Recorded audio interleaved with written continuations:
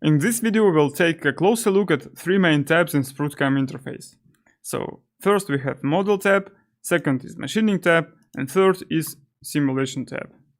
So on the Model tab, we can import the 3D model of the part we are going to machine. We can also import the 3D model of the workpiece if we have one.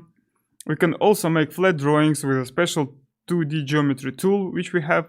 And also on the Model tab, we have special tools for model transformation inside SprutCAM. So next is Machining tab. Machining tab is the tab where the majority of work in SprutCAM is happening. So here we select the machine we are going to use for the machining. Here we create all the operations, and here we adjust all the parameters of operations which we have.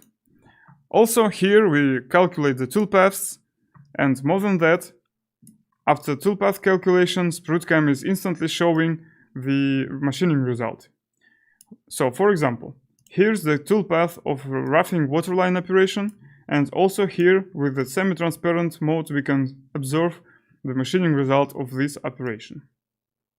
So, and also on the Machining tab we have Post-Processor button, which we can use for post-process our G-code. Here it is. So next is Simulation button. On the Simulation tab, we can simulate our machining process from the beginning to the end. Here we can check the CL data. Here it is. Here are all the commands generated by SprutCAM. And also we can here we can make collision detection. And more than that, on the Simulation tab, we have G-code based simulation, which is used for G-code verification. So it works like this.